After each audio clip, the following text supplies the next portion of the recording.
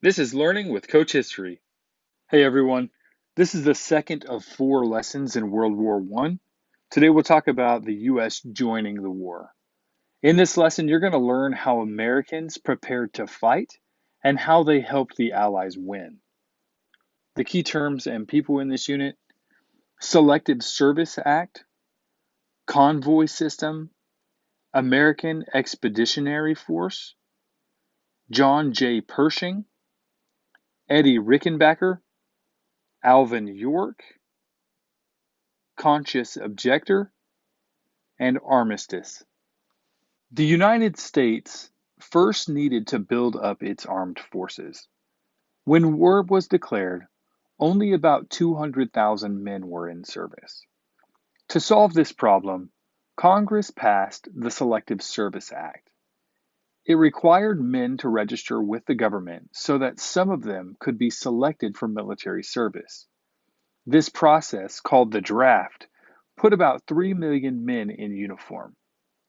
The United States government appealed to minorities to help in the war effort. Many African Americans served in the military. They were placed in separate units.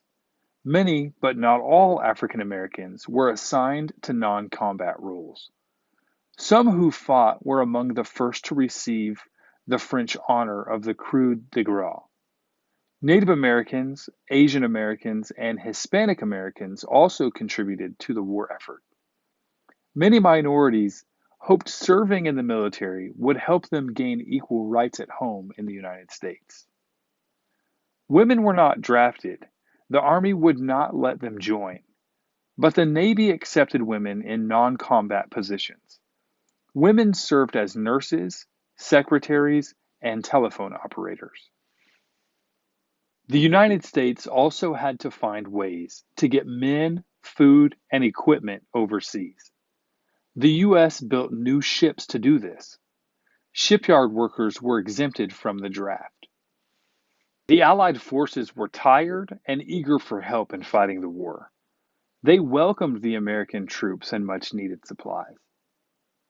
To reduce the loss of ships to German submarine attacks, the United States convinced the British to use the convoy system. In this system, merchant ships traveled in a large group guarded by naval vessels.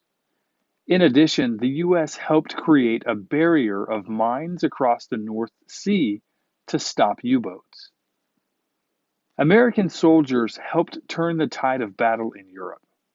The Allies had experienced many casualties and were running out of men.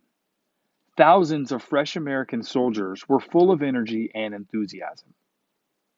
The American Expeditionary Force was led by General John J. Pershing. American infantrymen were called doughboys because of the white belts they wore and cleaned with pipe clay, or dough. New weapons played a decisive role in the war. The two most innovative weapons were the tank and the airplane. Air warfare developed rapidly during the war.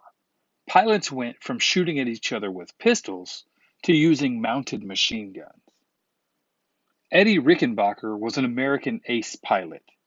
He fought in 134 air battles and shot down 26 enemy planes.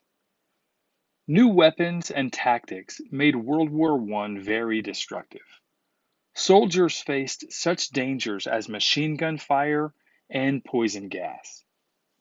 American soldiers arrived in Europe just in time to stop a German advance on Paris and other French cities. One soldier from Tennessee, Alvin York, became a war hero for his actions in battle. At the start, York had been a conscientious objector, a person who opposed war on moral grounds.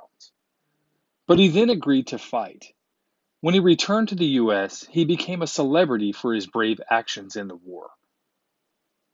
Germany, exhausted from the war, finally agreed to an armistice on November 11, 1918. The war took a bloody toll. Death numbers more than 22 million, about half of them civilians. About 20 million people had been injured, while 10 million more became refugees. The total economic cost of the war were about $338 million.